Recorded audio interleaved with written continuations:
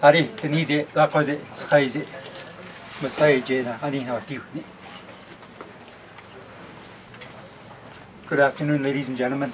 Just wanted to thank the people, the hereditary people, that the land that we're standing on, for letting us come to their territory to do this event. It's nice to have so many different people come together to talk about the same thing. For me, this weekend has been like an information overload. There's so much things to think about now. I'll be thinking about it for the next week to try to absorb it and see what I can get out of it. As for myself, what we're fighting against, well, I know a lot of people don't like the word fighting, but what we're up against is the government system, the corporation, the greedy corporation. I'll tell you a little bit about the corporation that I worked for before in a sawmill. The sawmill that blew up in Burns Lake. The corporate people that ran the sawmill, they make so much money. They don't care about you or I. None of this matters to them. The bottom line is dollars. I used to work as a grinderman, sharpening knives. And for one line of the sawmill, we had 2 lines running. One line to be down. They actually came up and told me that it costs them $850 a minute for that mill to be down, just the one line. That's the kind of money that they're dealing with. That's monsters that we're up against. How can we compete against these guys? Us First Nations, the original people, we've been here for thousands of years. Our job is to take care of the land, the resources. But for the past less than 100 years up in my area, in Burns Lake area, we've let the government take over, we've let the corporation take over. Look where we're at right now. Just within 100 years, we can't drink our water from the lake. It's getting to the point that we can't even eat the wild meat because they're spraying the pesticide. All this things that they're doing to our land, and the government are saying that we have no control. What I heard this weekend, let's take our power back. We can stand together and take our power back. It doesn't have to be the originals alone. We need everybody. Like my brother said yesterday, there is enough here for everybody. I'm pretty good at this. As our people, thousands of years, it wasn't about greed. We helped each other. We helped everybody. As the Europeans came out with open arms, we invited them in. Sometimes I think it was a mistake, but that's who we are, from our hearts. We always give from our hearts. That's the kind of people we are. But it is time to take back our power before we have nothing left on this land. The government don't own it. The industries don't own it. We don't own it. We're the caretakers. We make sure that the land is safe for generations to come. That's the words I want to leave with you, just to think about it. I don't want to take any questions, just to think of what I just said. Let's take the power back. Stand together. We can do it together as one. Masai.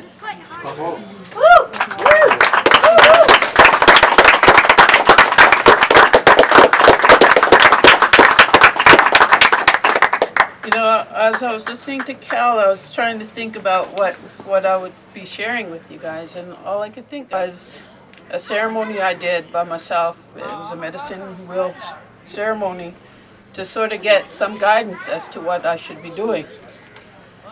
And immediately when I started the ceremony, my grandfather came in. He had been dead over 20 years. And he was a great chief for our tribe, the Lake Babi Nation. It's also called the Nadudan Nation. And my grandfather said to me, "Look at all our people here. They're suffering. You got to go back and help."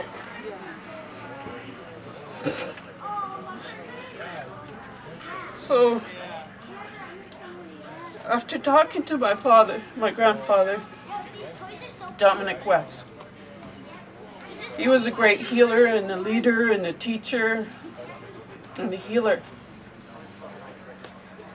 And so I took his words and I started looking for a job. And I found a job working for our nation as a treaty manager. And so when I worked for the treaty manager, I basically found out what was the situation within my nation. And he was right. The people were really suffering. The land was really suffering.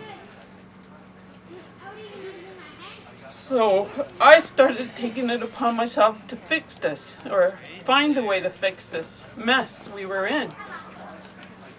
I thought the treaty process was the right thing to do at the time. At the time, it was the only thing to do at the time. To try and negotiate with government and industry a better plan where it's win-win. It wasn't. That system was basically selling off our whole territories for a little trinket. And it wasn't proper consultation that was happening in that whole process, even from my own people. And what I found was the true leaders were the hereditary chiefs. I became a hereditary chief in 2008. I took my mother's title. She took it from her mother, who took it from her brother. And our system is a matrilineal system where you follow the mother line. And basically, I started fighting for the hereditary chiefs. As a result of that, I said, you need to consult these people, especially these people, because they've earned the right to speak for their clients. And so they didn't. And they ultimately fired me for that. Which I didn't care, because I still fought for the hereditary chiefs. And because both my parents were hereditary chiefs. My mother and father, my grandparents before them. And so what we did, the government started trying to enact legislation which was called the Recognition Reconciliation Act in 2009 in July. Now, that act was basically giving power, and it was British Columbia that was enacting this legislation, and they were trying to give power to a group of men, 5 people, to basically control all Native people throughout BC. And what happened was we had meetings with our chiefs in our nation, and we basically said, no, that's unacceptable. You've not earned this right within our nation. And we refused. So we wrote a letter to the Prime Minister, to the Premier, to the Lieutenant Governor, to the Leadership Council, which was made out of Assembly First Nation, United Nations, and Union of BC Indian Chiefs, and the BC AFN, and all the political leaders in the First Nation Summit. So basically they had a meeting, I think it was in August 2009, and we hit them with this letter. It was signed by 62 of our hereditary chiefs, because that's how much time I had to get these signatures to say no to this legislation.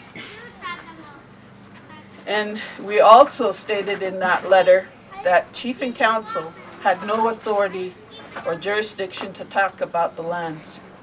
That responsibility lied with the hereditary chiefs. And because they have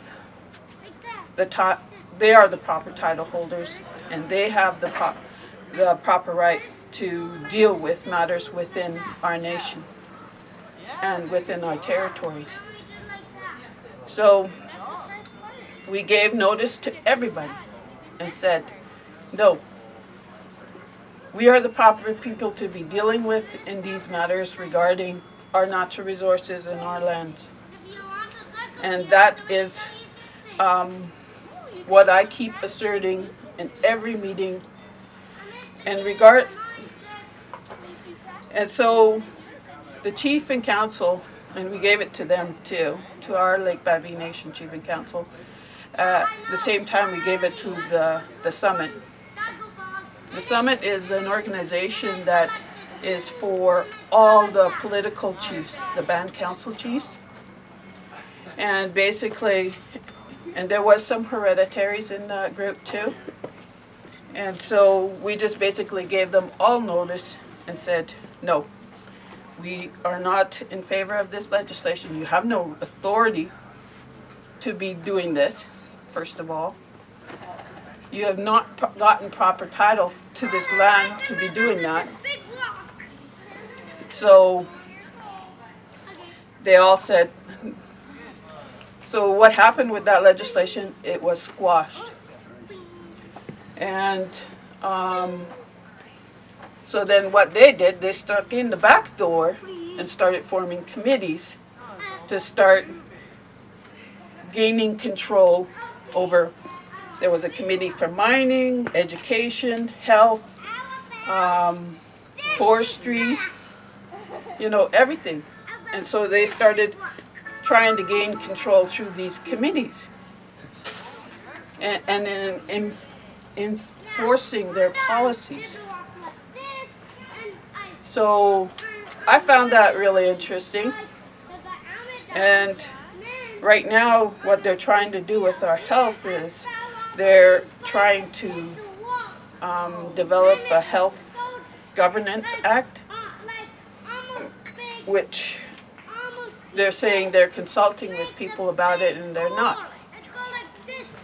You know, and that they're trying to enact their control that way with people that they've bought out. So it's very challenging for us to deal with this, and we're allied with Capilano and Irene, who have always stated their sovereignty and are trying to find solutions to help their people. And that's where we're at right now, is we are dealing with band council who are signing agreements with industry, with government, and saying they're the authority when they have no jurisdiction and authority to do what they're doing.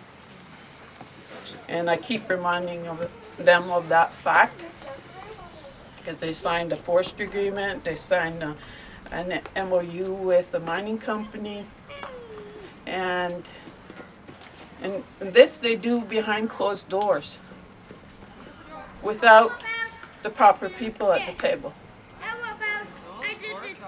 You know, and for me, it's really frustrating. It's really frustrating. And I keep telling these people the truth, and they keep doing what they do, which is backroom deals. And right now we're dealing with the Enbridge going through our territory. Interesting, we went to the hearing, and this is his territory that they're planning on going through. Jedimskenesa's territory. And what is it? He's the last speaker. You know, when everybody's left. You know, I found that so insulting.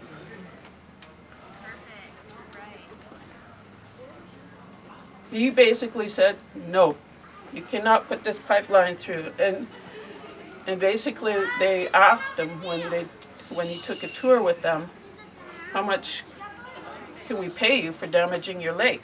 It's priceless. It's priceless.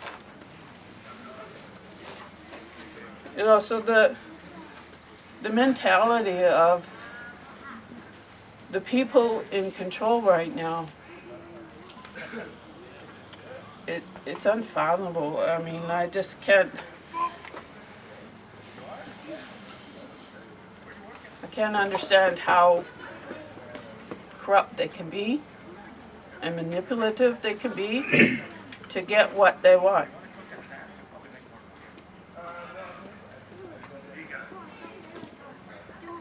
You know, I'm also a medicine woman, and I lost my brother, and that's how I got my powers awakened.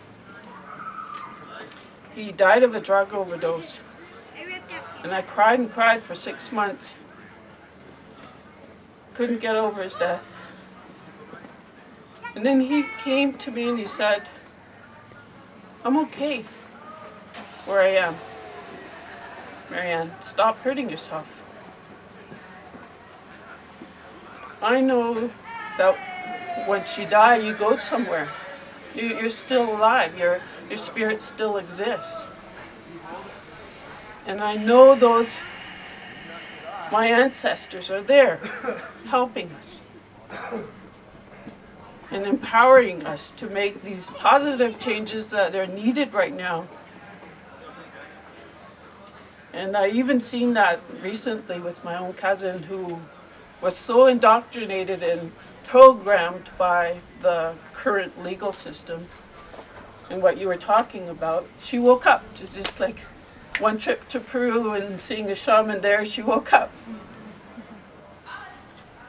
You know, it's miracles, and I've been seeing miracles